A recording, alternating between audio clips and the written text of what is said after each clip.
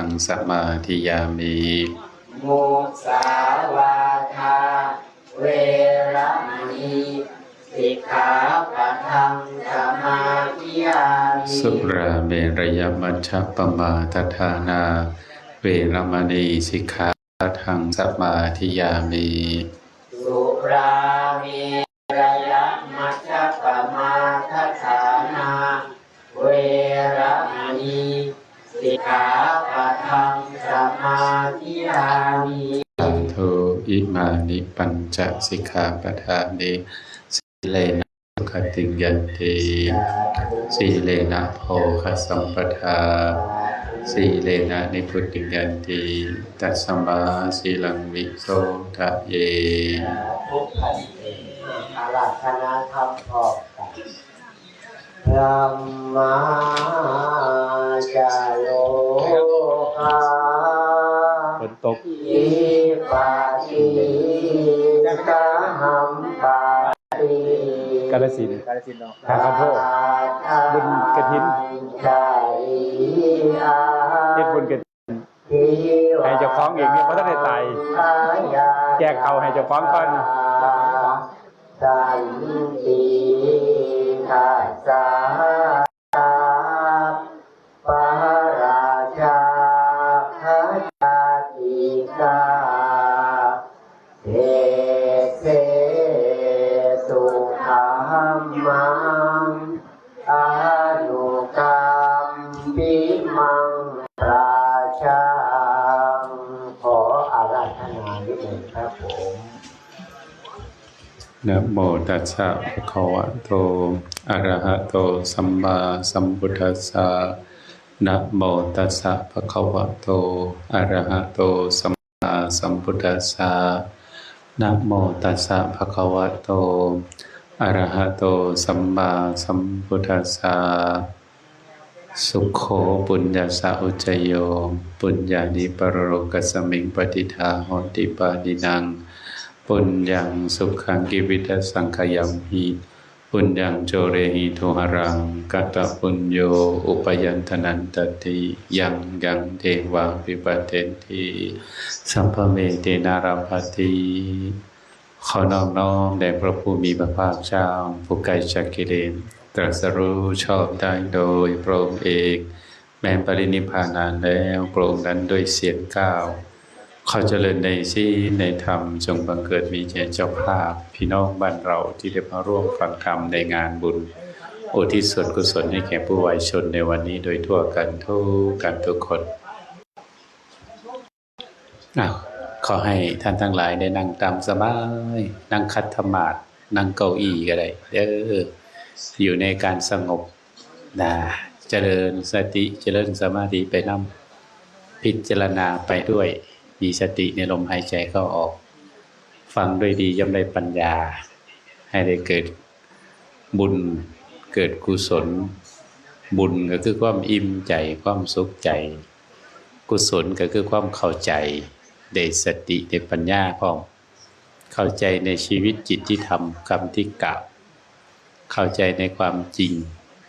เข้ามาฟังเอาความรู้ความจริงสิ่งไหนที่มันยังของยังค่าสิ่งไหนที่มันยังยึดยังหมั่นมันยังทุกข์สิได้รู้ได้เข้าใจสิได้นำไปปฏิบัติมื้อนี้เฮามารวมบุญแก่เขาของผู้วายชนโยมแม่ที่เพิ่นจากโลกนี้ไปแล้วพวกเฮาก็สิจากโลกนี้ไปคือกันบางครั้งบ่รู้ว่าลูกกับหลานไผสิไปก่อนไปหลังพ่อแม่เมื่อวานเนี่ยอาตมาไปบุญแจกไปบุญกฐิน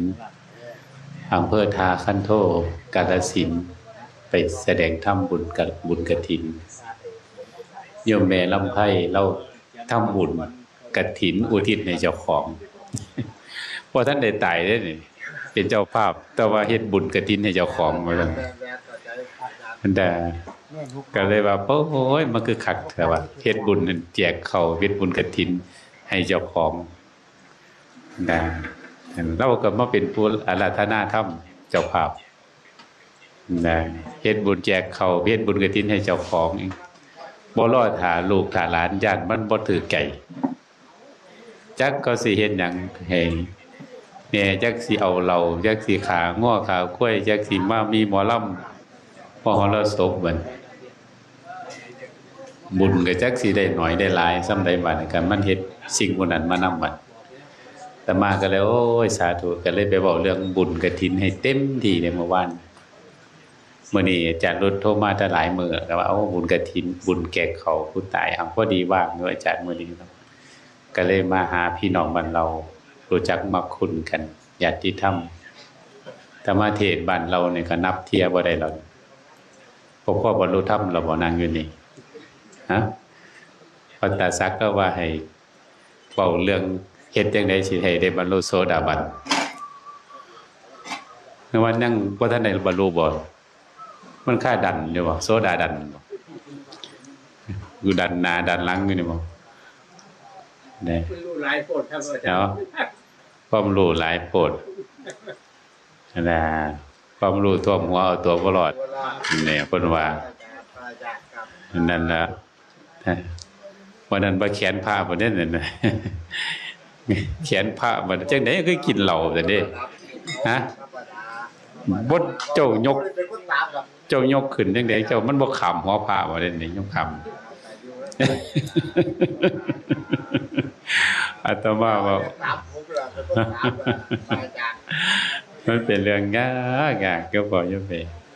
ผู้ลางคนเว้าให้อาตมาฟังในโยมว่าคันยามเจ้าแขนผ้าเจ้าไหนคือกินเหล้าพอยามผมกินเหล้าผมดึงออกก่อนท่านดึงออกย่านเหล้ามันขวมหัวเพิ่นนั่นว่าดึงออกข้างๆแล้วก็กินนั่นล่ะโอ้ยมันคือโพดแต่ว่าต้องย่านนั่นขามหัวเพิ่นได้ดึงออกข้างๆบัดนี้พระก็บ่อยู่นำเพิ่นตัวบัดนี้พระจักล้นเสียใส่บัดนี้สมเด็จก็เลยว่าโอ้ยนี่น่ะเนาะมันก็บ่เข้าใจทุกรายว่าพระอาจารย์มันบ่เข้าใจในเรื่องว่าเฮาเป็นชาวพุทธเนี่ยชาวพุทธจังได๋สิเป็นผู้ที่เข้าใจในคำสอนพุทธเจ้าจังบุญแจกเขาจังซี่ล่ะหาลางเทื่อบ่แม่นบุญแจกเขามันบุญแจกเหล้าหาลางบ้านคันบ้านบ่เข้าใจธรรมะบ่มีครูบาอาจารย์คอยบอกคอยสอนแห่งโตไก่ได้โยมแม่อันนี้พี่น้องบ้านเราเฮายังพอแบ่งเครื่องกันนี่ ยังพอว่าแบ่งเครื่องแบ่งสู่แบ่งลมอยู่อันส่งพามาก็ส่งลีแน่อยู่ได้ส่งอยากอายไปไล่ไปส่งขี้เรายังมาหนาอยากอายเพิ่นก็ยังพอฮู้จักอยู่ได้หันลังเทื่อแม่นบ่ มันเป็นเรื่องที่พวกเฮาสิต้องเข้าใจเรื่องพวกนี้ดังนั้นโยมพ่อโยมแม่ผู้ตั้งใจให้ตั้งใจว่าเวลามันเหลือบ่หลายในซุมเฮาเวลาที่มันผ่านมาอายุเฮาปานนี้เนาะเวลาที่มันสูญเสียไปบางทีการคิดย้อนขึ้นหลังเวลาที่มันสูญเปล่ามันบ่ได้ประโยชน์นี่หลายกว่าเวลาที่มันมีประโยชน์ที่พวกเฮาสูญเสียไปแทนที่สิได้ประโยชน์หลายกับได้ประโยชน์น้อยเพราะเฮาเฮ็ดประโยชน์หยังประโยชน์ตนประโยชน์โลกนี้ประโยชน์โลกหน้าประโยชน์อย่างยิ่งคือสิสามารถเฮ็ดให้เจ้าของพ้นทุกข์เรื่องบุญเรื่องกุศลเรื่องธรรมะพวกเฮาสิบ่ค่อยสนใจเท่าไหร่ดังนั้นพวกเฮาสิต้องอยากให้เข้าใจธรรมะเนี่ยต้องสนใจเด้ต้องใส่ใจต้องตั้งใจพร้อมคือเฮาเฮ็ดหยังกันบ่สนใจบ่ตั้งใจบ่ใส่ใจมันก็สิได้จังเฮ็ดซาลาเปานี่ก็บ่สนใจจะว่ามันสิเป็นอยู่บ่แม่นบ่โยมเพ่แต่ปั่นแต่มีดนี่ก็แต่ผู้ใดสิมาเรียนเขาก็ยังหวงยังซื้อสูตรกันซื้อหยังกันแม่นบ่สิมาเรียนนำกันผู้อยากเรียนซาลาเปาก็ยังซื้อกันนั่นน่ะขันบ่ตั้งใจใส่ใจมันก็เฮ็ดบ่ได้เฮ็ดจังได๋บัดเฮ็ดแล้วขายจังได๋สิขายได้บัดแม่นบ่ขี่ไปหาลางเทื่อห้วยเดี๋ยวเห็นเขาไล่งัวไล่ควายก็ยังว่ามันก็สิเอิ้นซื้อซาลาเปาหูมันว่องคือหยังนี่แน่ขายซาลาเปาอาจารย์รุ่นว่าเฮ้ยได้ยินเสียงคนฮ้องบ่ได้มันน่าจอดรถโอ้ดีกันคนอื่นได้เป็นจังซั่นอันนี้คือใส่ใจตั้งใจซะสิได้ หาเงินทั้งโลกขยันส่ำใดซะสิได้เฮ็ดแต่เช้าฮอดค่ำผู้ลางคนโอ้ยซะสิได้เงินได้ครับอันขยันหาซะสิได้เงินบัดนี้เฮาขยันเฮ็ดความดีขยันนั่งสมาธิบ่ขยันนั่งเดินจงกรมบ่ขยันรักษาศีลบ่ขยันให้ทานบ่พอสิได้บรรลุธรรมบ่อันเฮ็ดน้อยๆบ่อยากได้หลายๆมันก็บ่สมเหตุสมผลเนี่ยมันก็ต้อง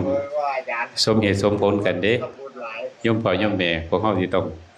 เฮ็ดให้มันสมเหตุสมผลทุกสิ่งทุกอย่างมันต้องสมกันเด้เฮ็ดข้าวให้นึงอยากได้ข้าวเป็นพันมันก็เป็นบ่ได้แม่นบ่ล่ะนั่นน่ะคือเรื่องพวกนี้พวกเฮาสิต้องเฮ็ด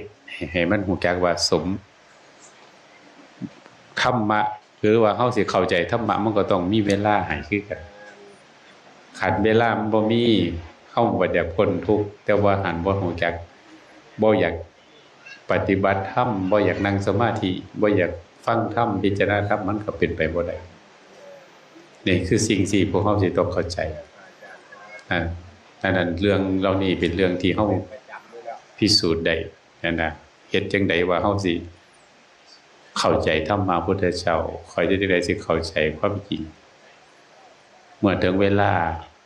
ร่างกายจิตใจมันต้องแยกกันเด้ร่างกายตายจังโยมแม่เจ้าภาพเพิ่นตายผู้เป็นไว้ผู้ไว้ชนบัดนี้จิตใจมันก็สิไปตามบุญตามบาปจิตสังสมเฮาเฮ็ดหยังไว้มันก็สิไปตามนั้นเฮ็ดบุญก็สิไปตามบุญเฮ็ดบาปก็ต้องตามบาปคันเฮาสิไปนิพพานก็ต้องละโกรธละโลภละหลงละอุปาทานให้เบิดอันสิไปนิพพานคันยังละบ่ได้ก็สิเวียนว่ายตายเกิดอยู่นี่แหละยมพ่อโยมแม่ก็เบิ่งว่าเฮาละได้บ่ละไว้บ่ละความอุปาทานยึดมั่นถือมั่นได้บ่ละความโกรธความโลภความหลงมีสติปัญญาบ่ไปยึดมั่นถือมั่นเข้าใจบ่ซุมื้อนี้จังซี่ร่างกายนี่เชื่อบ่ว่าต้องตายยมพ่อโยมแม่ตายไปแล้วเอาไปยังนำบ่ได้เฮาก็พิจารณาเท่านั้นของที่เฮาเห็นอยู่นี่เห็นคนตายอยู่ซุมื้อเห็นคนแก่เห็นคนเจ็บอยู่ซุมื้อไปโรงพยาบาลนี่เป็นการสอนธรรมะเฮาดีที่สุดอยู่โรงพยาบาลมีทั้งคนแก่มีทั้งคนเกิดมีทั้งคนเจ็บมีทั้งคนตายอยู่โรงพยาบาลยมพ่อโยมแม่ได้สอนธรรมะเฮาดีที่สุดคันเฮาได้ออกไปพิจารณาเกิดก็อยู่หั่นแก่ก็อยู่หั่นเจ็บก็อยู่หั่นตายก็อยู่หั่นผู้เฒ่าก็เฒ่าผู้ตายก็ตายอยู่โรงพยาบาลเป็นการได้สอนธรรมะเฮาดีขนาดกันเฮาพิจารณาน้อมเข้ามาใส่ตัวเป็นยมพ่อโยมแม่สิ่งเหล่านี้น่ะที่เป็นเรื่องใกล้ตัวแต่ก็คือไกลตัวเพราะหยังเพราะเฮาบ่คิดพิจารณาก็นั่นว่ามันต่างกันอยู่หม้องนี้หม้องคิดพิจารณากับบ่พิจารณาพวกเฮาบ่ค่อยพิจารณาคิดเรื่องนี้ความแก่เจ็บตายความพัดพรากเพราะเฮาบ่ได้พิจารณาเรื่องนี้เพราะเฮาคิดแต่เรื่องอยากเฮ็ดจังได๋สิห่างสิมีเฮ็ดจังได๋สิร่ำสิรวยเฮ็ดจังได๋สิเฮ็ดการเฮ็ดงานเฮ็ดจังได๋สิจังได๋ส่วนมากสิวุ่นกับอยู่เรื่องหมู่นี้เบิดเดือนเบิดปีแต่สิมาสนใจพิจารณาเรื่องความจริงบุญบาปแก่เจ็บตายนี่น้อยมื้อนึงคืนนึงขนาดว่าเช้าแลงก็ว่าน้อยๆก็ยังดีเด้เนี่ยถ้าว่ามาเช้าแลงก็ยังพอสิได้ทรงตัวไว้ได้ยังคันบ่เฮ็ดซ้ำเช้าแลงก็ยังสิอาตมาว่าก็จักสิอยู่ตัวจังซี่คือสิเสมอตัวยังบ่จักอาจารย์ซุ่มๆเฮาเฮ็ดเช้าแลงก็ได้คันสิเฮ็ดให้มันเข้าถึงเขาทำมันต้องใช้เวลาหลายพอสมควรเด้ประพฤติปฏิบัติบ่ได้ต่างกันกับเฮาเฮ็ดการงานทั้งโลกอยากได้เงินหลายก็ต้องเฮ็ดงานหลายอยากขยันเฮ็ดขยันหารักษาไว้หมู่นี้มันแม่นเบิดปฏิบัติธรรมคือกันเด้โยมพ่อโยมแม่คันเฮาบ่ปฏิบัติต่อเนื่องสม่ำเสมอบ่ได้ อินทรีย์บารมีของเฮามันสิแข็งกล้าได้ก็ต้องอาศัยความเพียรความอดทนฝึกฝนออกพรรษาแล้วผู้ลางคนบ่ไปจำศีลซ้ำบ้านเรานี่ก็คือกันถามอาจารย์ด้วยว่าออกพรรษามีผู้มาจำศีลบ่มีจักคนอาจารย์อยากไปอยากวัดเด็ดนั่นบอกเอาแต่ย่ำเข้าพรรษามันบ่ได้อยู่นำเข้านำออกด้วยบุญนั่นไงรักษาศีลบ่แม่นสิรักษาในพรรษารักษาได้เบิดซุมื้ออย่างอาตมาบอกพี่น้องอยู่บ้านอยู่วัดดอนคูนบอกว่าพวกเฮาบ่มีออกพรรษาเขามันแม้จะออกพรรษาแล้วก็คือสมมุติซื่อๆบ่ได้ออกจากศีลจากธรรมบ่ได้ออกจากรัตนตรัยมารักษาศีลคือเก่าวันพระพี่น้องก็มารักษาศีลคือเก่าผู้ไปผู้มาคือเก่าพอเฮาบ่ได้ว่าออกพรรษาเขาบ่มีมื้อใดเป็นมื้อบ่เป็นมื้อดีมื้อมงคลมื้อใดก็ดีเบิดเฮาเฮ็ดดีมื้อใดก็เป็นมื้อวันพระคันเฮาเฮ็ดคันเฮาทำใจเป็นพระอาตมาบอกจึงลงเนื้อลงตัวแล้ว365มื้อนี่พี่น้องมาได้ซุมื้ออยู่วัดดอนกูทุกคนก็สามารถที่สิมาได้ปฏิบัติได้สิอยู่จักมื้อก็ได้5มื้อ3มื้อ7มื้อเดือนหนึ่ง3เดือน4เดือน7เดือนปีนึงอยู่หั่นก็ย่ออยู่ได้บ่มีข้อแม้แต่มาว่าขอให้มีศรัทธาในพระพุทธพระธรรมพระสงฆ์ขอให้มีศีล5ศีล8แล้วก็เฮ็ดนำทำตามข้อวัดปฏิบัติครูบาอาจารย์เท่านี้บ่มีเงินก็มาอยู่ได้บ่ได้เกี่ยวกับมีเงินมาบอกขอว่าให้มีศรัทธาผู้บ่มีบ่ต้องการขอให้มีศรัทธามานั่งสมาธิสวดมนต์แผ่บุญให้ผู้เพิ่นมีเพิ่นมากินมาทานเพิ่นมาสนับสนุนเฮาให้เพิ่นได้บุญนำเฮาอาตมาบอกผู้เพิ่นมีเพิ่นจะมาสนับสนุนเฮาเองสำคัญคือเฮามีสมบัติก็คือกายสมบัติวจีสมบัติมโนสมบัตินี่เอาสมบัตินี้ความได้เป็นมนุษย์นี่เฮามาสวดมนต์มานั่งสมาธิมารักษาศีลอาตมาบอกให้สบายใจโยมพ่อโยมแม่อยู่นี่ตายก็เผาให้อาตมาบอกบ่ต้องห่วงบ่มีลูกมีเต้าบ่มีเงินมีทองก็สร้างขอพระสงฆ์อยู่นี่เฮ็ดให้เผาให้ฟรีการปลูกเต่าบ่มีเงินมีคำเฮ็ดให้เผาแล้วกระดูกก็บ่ต้องไปหาก่อถาดก่อหยังยากบ่ใส่กำแพงลูกเต่าก็ฝังใส่เงาไม้เงาโพอยู่หั่นเรียบร้อยบ่มีอีหยังยาก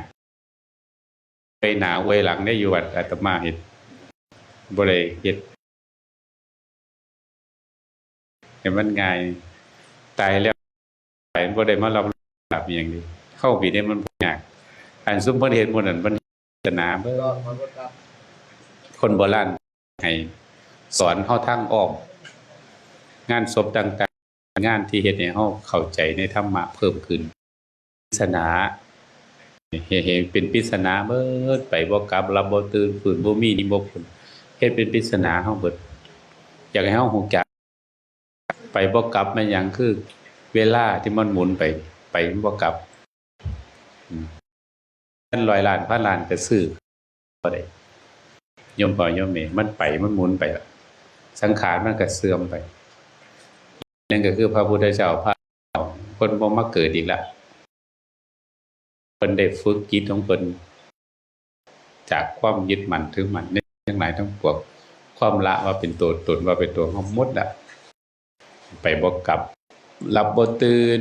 เปรียบเหมือนคนที่ลุ่มหลงในกรรมคุณทั้งหลับบ่ตื่นบ่ฮู้จักหาจักสิบจักบุญจักบาปนะเฮ็ดอำเภอไปตามใจเจ้าของ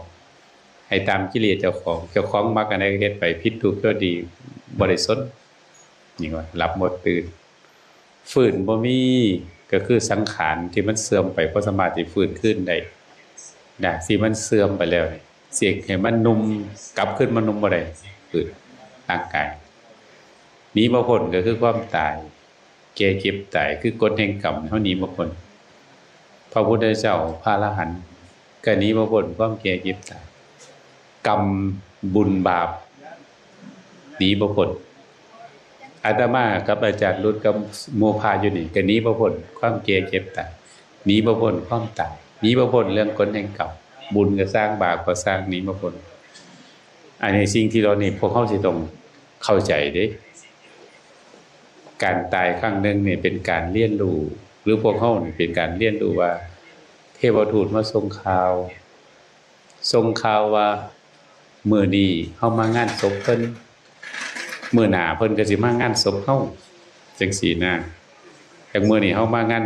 ศพบุญแจกข้าวแม่หนูข้านวัดชุนหราชเนาะวิชุนหราชอายุ82ปีอายุเพิ่นก็สมควรถึงอายุไขเรื่องนี้มื้อหน้าเพิ่นก็สิมางานศพเฮาจังซี่เฮาคิดบ่ว่ามื้อนึงเฮาสิต้องเป็นจังซี่ส่วนมากเฮาสิบ่ค่อยคิดอันนี้แหละคือขาดก็เลยว่าเฮาขาดโยนิโสมนสิขาดการใคร่ครวญพิจารณาอยู่เนืองๆสิ่งเหล่านี้แหละที่เฮาขาดนะขาดความพิจารณาอยู่เนืองๆทำไว้ในใจอยู่เนืองๆตัวนี้บาดนี้คันรู้ว่าตัวนี้มันขาดเอาไม้เฮาเป็นหยังคือต้องพิจารณาเนืองๆเพราะว่าให้จิตของเฮานี่มันให้มันรู้ให้มันเข้าใจเรื่องเหล่านี้ให้มันยอมรับเรื่องเหล่านี้ให้ได้ธรรมะก็อยู่หม้องนี้เด้อยู่หม้องนี้อยู่หม้องความจริงเนี่ยนะวันนี้บ่พ้นเฮ็ดจังได๋บัด4คนหาม3คนแห่1คนนั่งแค2คนพาไปปริศนาเพิ่นเฮ็ดไว้4คนหามก็ธาตุ4ดินน้ำไฟลมเฮา3คนแห่ก็บ่เที่ยงเป็นทุกข์เป็นอนัตตาแห่นำเฮาอยู่1คนนั่งแคก็จิตวิญญาณจิตใจนี่2คนพาไปบุญกับบาปบุญพาไปบาปพาไปจิตดวงนี้มันก็สิถือเอาบุญเอาบาปไปเปลี่ยนภพเปลี่ยนชาติใหม่เนี่ยย่อมแม่หนูข้านกันเราบ่ทันได้เบิดอุปทานบ่กิเลสเราก็สิไปตามบุญตามบาปของเราหน้าที่พวกลูกเต้าลูกหลานก็มาทำบุญให้อุทิศส่วนกุศลให้เป็นความดีงามแสดงออกถึงความกตัญญูรู้บุญรู้คุณรู้เป็นลูกเป็นเต้าเป็นพี่เป็นน้องก็สิรู้จักว่านี่คือเป็นหน้าที่เมื่อพ่อแม่ตายจากพวกเขาก็สิต้องทำบุญอุทิศให้เพิ่นเป็นข้อหน้าที่ของลูกที่เฮ็ดเพิ่นเลี้ยงมาเลี้ยงเพิ่นตอบทำกิจของกรรมลงวงตระกูลประพฤติควรได้รับมรดกหน้าที่ของลูกเมื่อท่านจากโลกนี้ไปทำบุญอุทิศได้นี่คือหน้าที่ของพวกเฮาสิต้องเฮ็ดรู้บุญรู้คุณเพิ่นแล้วก็สิได้เรียนรู้ความจริงได้ทำบุญพร้อมได้เห็นว่านี่คือจริงสัจธรรมจากที่เคยอยู่นำกันเคยเว้าร่วมหัวมวนกินข้าวนำกันนั่งเว้ากันเดี๋ยวนี้ไปแล้วจากโลกนี้ไปแล้วเหลือแต่กระดูกเหลือแต่รูปเหลือแต่ความดีเหลือแต่เคยรู้เคยอยู่นำกันนี่พระพุทธเจ้าว่าเกิดแล้วดับไปมีแล้วหายไปนี่สังขารเฮาพวกเขาพิจารณาบอกว่าเกิดแล้วดับไปมีแล้วหายไปสังขารคือร่างกายจิตใจและรูปธรรมนามธรรมทั้งหมดทั้งสิ้นมันไม่เที่ยงเกิดแล้วดับไปมีแล้วหายไปสังขารคือร่างกายจิตใจและรูปธรรมนามธรรมทั้งหมดทั้งสิ้นมันเป็นทุกข์ทนยากเพราะเกิดขึ้นแล้วแก่เจ็บตายไปสังขารคือร่างกายจิตใจและรูปธรรมนามธรรมทั้งหมดทั้งสิ้นมันไม่ควรถือว่าเราว่าของเราว่าตัวว่าตนว่าของเราบ่ให้ว่าเป็นตัวเป็นตนของเฮาพระพุทธเจ้าบอกแต่พวกเฮาว่าตัดตัวนี้บ่ได้ละตรงนี้บ่ได้คันสิละตรงนี้ได้ก็ต้องใช้ความเพียรนั่งสมาธิเดินจงกรมฟังธรรมรักษาศีลอยู่เนืองๆเด้อันสังโยชน์3ตัวเนี่ยไอ้ที่เฮามันบ่ได้เป็นพระโสดาบันอยู่นี่ก็ย้อนตัวนี้แหละตัวละตัวตนนี่ตัวสักกายะคนสิละได้แสดงว่าคนนั้นมีบุญบารมีมากสมควรเด้ก็พอยังไงฟังดูออกแล้วก็ตัวที่มันสำคัญคือตัวจิตเฮาที่ใคร่ควรเรื่องเหล่านี้อยู่บ่อยๆความไม่เที่ยงเป็นทุกข์เป็นอนัตตาบ่อยๆความพิริตหน้าความเกียจเก็บตายอยู่เนื่องๆมันค่อยสิละตัวนี้ได้กันลำพังสิอยู่ซื่อๆบ่คิดแต่เรื่องทั้งโลกเหมือนจ้างกันละตัวนี้บ่ได้ต้องใส่ใจตั้งใจเอาใจใส่เรื่องโน่นนี่พอสมควรรักษาศีล5ให้ดีๆมีศรัทธาในพระพุทธพระธรรมพระสงฆ์ เคารพในคุณพระพุทธพระธรรมพระสงฆ์ศรัทธาบ่หวั่นไหวรักษาศีลห้าปกติแล้วก็บ่ลืมความตายพิจารณาบ่ลืมความตายก็คือความจริงมันเป็นจังซั่นความตายนี่ตายแน่นอนพระโสดาบันนี่สิบ่ลืมความตายจะเห็นว่าร่างกายนี้ตายแน่นอนโยมพ่อโยมแม่ก็ต้องอยากเป็นพระโสดาบันก็ต้องละต้องมาพิจารณาว่าร่างกายนี้ต้องว่าร่างกายนี้ตายแน่นอนร่างกายนี้ไม่เที่ยงร่างกายนี้บังคับไม่ได้บังคับบ่ให้แก่บ่ให้เก็บบ่ให้ตายบ่ได้ต้องเอาใจใส่ยืนเดินนั่งนอนทุกอิริยาบถมีสติพิจารณาอยู่เนืองๆคำว่าเนืองๆดูๆซ้ำๆบ่อยๆมื้อนึงอินทรีย์บารมีเฮาได้เพียรมาหลายวันหลายเดือนหลายปีเขามันสิสุขงอมยมพ่อยมแม่ผู้ลางคนสวยได้บรรลุโสดาบันเนี่ยใช้เวลาหลายปีหลายชาติส่วนสิมาเกิดงอมพระพุทธเจ้ามาฟังธรรมตอนหน้าแห่งบุญหลายพวกเราพระภิกษุสงฆ์อุบาสกอุบาสิกาเหล่านั้นที่ได้ฟังธรรมต่อหน้าพระพุทธเจ้าแสดงว่าได้ทำบุญมาหลายได้บรรลุโสดาบันบาดนี้ซุมพวกเข้าหมดบุญบ่หลายซ้ำเกิดท่านพระพุทธเจ้ายังมีพระชนอยู่แต่ก็ยังมีบุญจังพวกเข้าเนี่ยโยมยังประสงค์ยังมีบุญว่าได้เห็นธรรมวิญญาณของพระพุทธเจ้าได้เห็นพระสงฆ์สืบทอดกันมารุ่นต่อรุ่นจนมาถึงพวกเข้านี้ยังหูจักสวดมนต์ไหว้พระยังหูจักศรัทธาในพระพุทธพระธรรมพระสงฆ์ยังเชื่อในบุญในบาปนี่คือมรดกตกทอดที่พ่อแม่ครูบาอาจารย์ที่ปู่ย่าพระเฮาซื้อกันมาอยู่ซุปลูกฝังแม่นสิท่วมและแรงขาดแวงบ่สมบูรณ์ประเพณีทำบุญพ่อแม่เฮาบ่เคยทิ่มเอาความดีเป็นริมสลักใจไว้คงที่สามัคคียึดไว้บ่ให้ได้ถือหีบข้อทุกข์ยากหายพอได้แบ่งกันกินคนเฮามีศีลธรรมอยู่นำกันได้คนบ้านพี่นี่บ้านน้องปองดองฮักเกณฑ์ถึงยามทุกข์ยากแค้นวันเอิ้นซอยกันยามเก็บปิ่นก็เพิ่งพากันได้ยามมรณะมวยช่วยกันเมียข่าวคนอีสานว่าสงใส่สงจูบให้สกาให้ทรงถึงในท้อนความงดงามของวัฒนธรรมประเพณีที่ดีงามที่มันกลมกลืนสอดคล้องกับหลักธรรมคำสอนพุทธศาสนาแม้นสิทุกอย่างง่ายเกินขาดแลกง่ายเนี่ยเพิ่นบอกว่าบ่ฮอนลืมศีลธรรมเพียรพร่ำรักษาอะไรว่าเนี่ยบ่ลืมทุกอย่างให้ปานใดก็สิบ่ลืมศีลลืมธรรมมีเขาใส่บาตรครับหน่วยใครมีเกี่ยวมีปีกระป้ายอยู่จังซั่นยมพ่อยมแม่เฮาคือบ่ลืมศีลธรรมทำเพียรรักษาไว้น่ะสิทุกข์สิยากก็สร้างมีความงดงามความกลมกลืนความศรัทธาในพระรัตนตรัยบัดนี้เฮาสิให้มันดีขึ้นไปสิให้มันเข้าใจในธรรมมันก็ต้องปฏิบัติธรรมศึกษาธรรมฟังธรรมพอสมควรเด้ก่อนสิไปบรรลุธรรมเป็นพระโสดาบันโยมพ่อโยมแม่พวกเฮาคือกันเฮามีมั่นคงบ่บัดในพระรัตนตรัยศรัทธาออกพรรษาสิมาจำศีลบ่ยากคันบ่ได้มาจำศีลอยู่วันก็เอาอยู่บ้านเฮานั่นล่ะศีล5ศีล8ก็ลองเบิ่งโอ้ผู้ขากันมีโอกาสดีที่สุดก็คือไปวัดพอไปวัดเนี่ยมันสิสลัดความห่วงความสะดวกสบายได้หลายอย่างมาอยู่ถือศีล8ในมื้อวันพระศีล5วันธรรมดาจังซี่เฮ็ดจังซี่ลองเบิ่งดูลองออกพรรษาแฮงเข้ามาแล้วแฮงต้องแฮงปลงแฮงวางพระละสิไปแล่นน้ำง้อน้ำกล้วยอยู่หั่นก็โอ้ยมื้อยังบ่ฮู้จักว่าเจ้าของสิตายมื้อใดยังบ่ฮู้ยังเข้ายังโตตอนใดแฮงมีแต่บวงหัดเข้าอยู่จักสิไปจังใดบัดนี้จังบ่ทันได้ฮู้ว่าสังขารมันเสื่อมแล้ว60 70แล้วคอนแล้วเด้อยู่ใกล้ฝั่งนั้นใกล้ห้วยใกล้สิอวยก็ลงหลุมอยู่ในโยมแม่สิมาห่วงสิมายึดติดสิมาอีหยังควรที่สิหาเวลาปฏิบัติธรรมนั่งสมาธิจำศีลไผสิว่าจังได๋ก็อย่าไผสิว่าเฮาขี้คร้านก็อย่าตายไปแล้วมีไปนำใดดอกอันซุ่มว่าขยันเฮ็ดนี่หาแต่พออยู่พอกินพอได้ช่วยเหลือผู้อื่นส่ำใดเฮาก็พอมันเอาไปนำบ่ได้เนี่ยพวกเฮาต้องสิ่งที่มันจะเอาไปนำบ่ได้ก็คือนี่บุญกุศล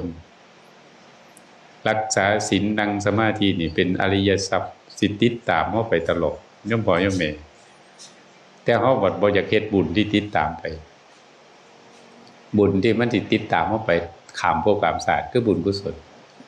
อันทรัพย์สมบัติสิมีน้อยมีหลายปานใดก็ซั่นแม่นแต่ชาตินี่ก็ไปนำบ่ได้แต่บุญกุศลนี่ติดตามเฮาไปทุกภพทุกชาติเฮาบ่อยากเฮ็ดบุญกุศลนั่งสมาธิสวดมนต์รักษาศีลบ่ต้องเสียเงินอยู่บ้านเฮาเฮ็ดติล่ะก่อนนอนตื่นนอนก็เฮ็ดอิหยังก็อย่าผิดศีล5บอกได้ก็บอกบ่ได้เฮาต้องวางเฉยของเอา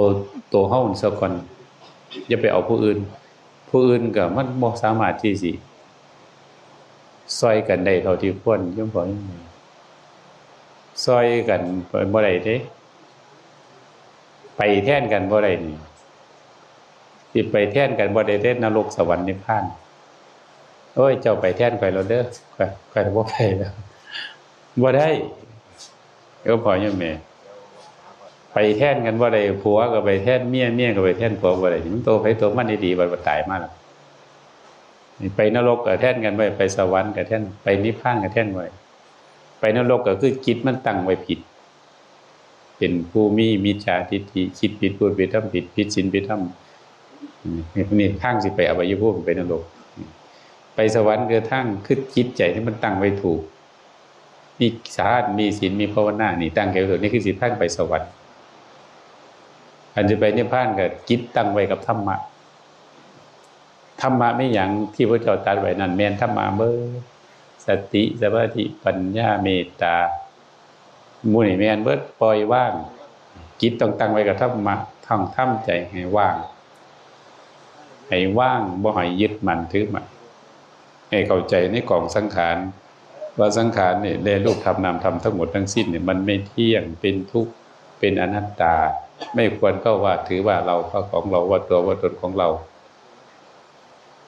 เอามาพิจารณาเนื่องๆได้บ่ตัวสักกายะตัวนี้นี่ตัวถือว่าเป็นตัวเราของเรานี่เป็นด่านใหญ่ที่สุดที่เฮาเจาะบ่ได้คันเจาะได้กับเจาะตัวนี้ได้ก็เป็นพระอริยมงคลเบื้องต้นเป็นพระโสดาบันตัวสักกายะตัวว่าถือตัวถือตนพวกเขาสิต้องมาพิจารณาว่าร่างกายนี้ต้องตายแน่นอนร่างกายนี้ไม่เที่ยงร่างกายนี้ไม่เป็นอนัตตาร่างกายนี้บังคับบัญชาไม่ได้เกิดมาแล้วแนวบ่อยากได้ก็คือแก่เจ็บตายของแถมความแก่ก็ซ่อนอยู่ในความหนุ่มสาวพุทธเจ้าว่าความเจ็บไข้ก็ซ่อนอยู่ในความไม่มีโรคความตายก็ซ่อนอยู่ในชีวิตของเราพวกเรานั่งอยู่นี่ความแก่ซ่อนอยู่นี่ความเจ็บก็ซ่อนอยู่นี่ความตายก็ซ่อนอยู่ในนี้เรารอเวลาที่จะถึงคราวเข้าเวลาของเมนูข้านวิชุนหราชถึงข้าวเราเดิมนั่งอยู่นี่มันผู้ใดจะเป็นข้าวที่ต่อไปจันรุดบอก เนาะพระเยศักดิ์พระเมือนบอกถึงข้าวเราบอกฮะไก่แล้วมีแต่ผู้ไว้ชราแล้วปัจฉิมมาไว้แล้วไว้สุดท้ายแล้วบัดยังสิมาห่วงหน้าห่วงหลังอยู่นะว่าบ่ไปไสแล้ว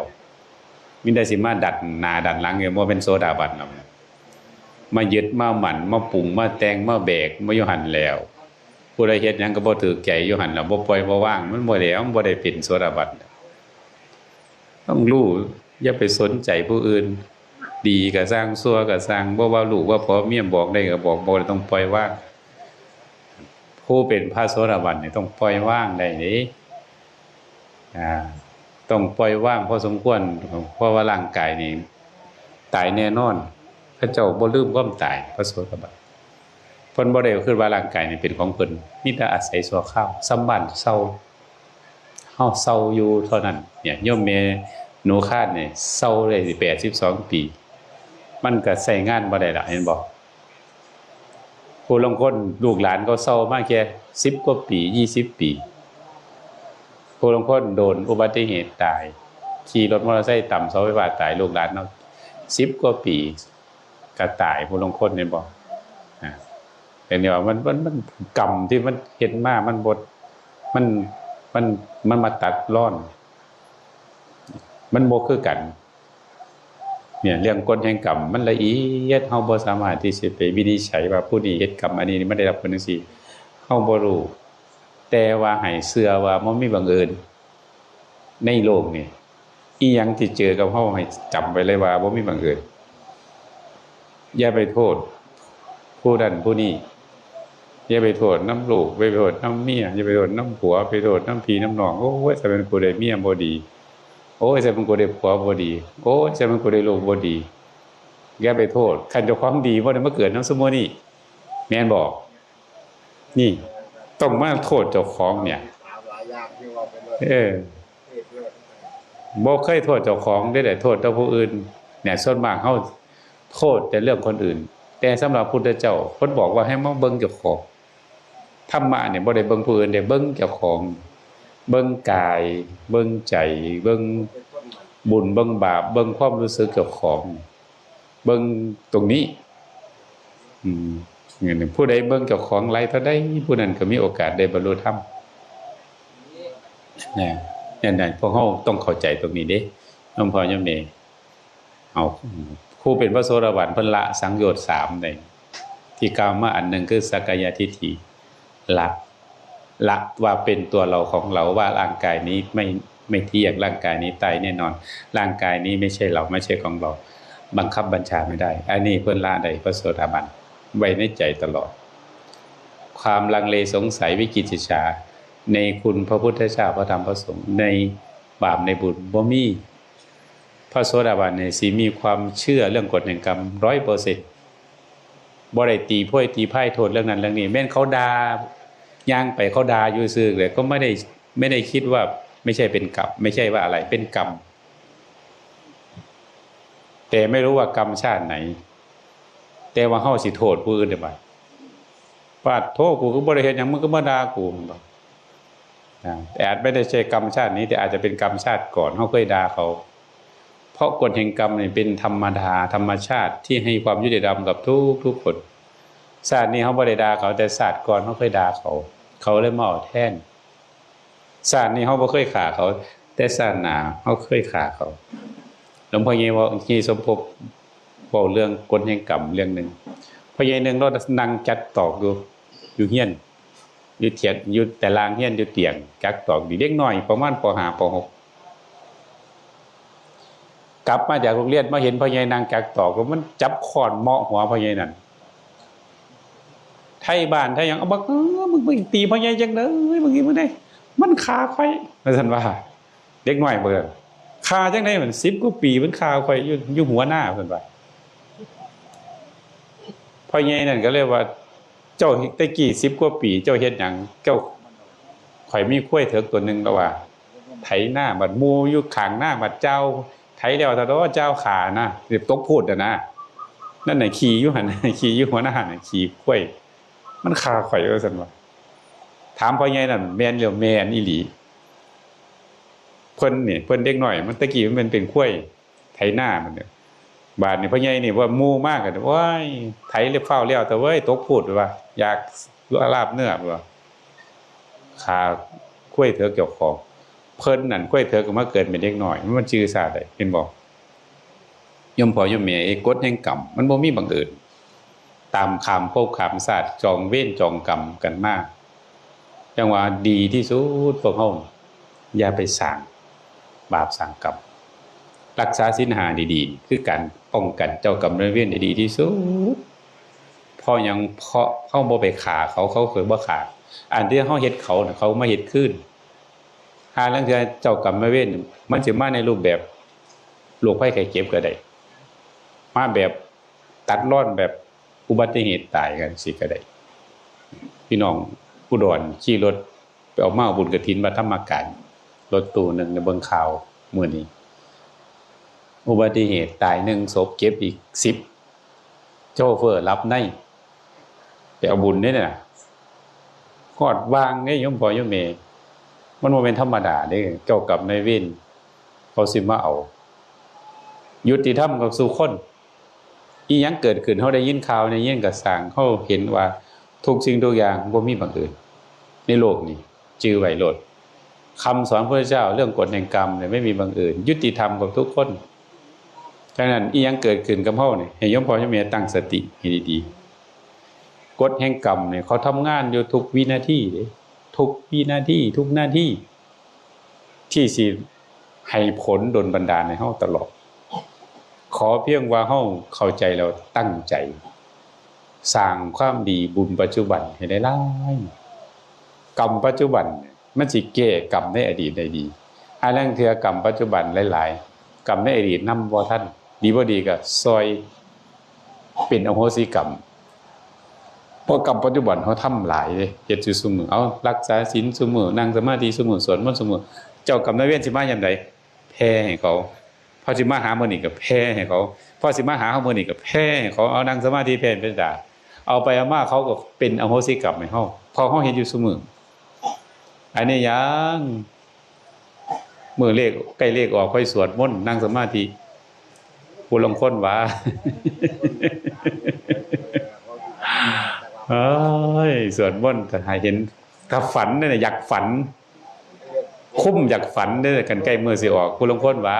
บ่แม่นบ่ทุกคนดอกสวดมนต์ก็สวดหลาย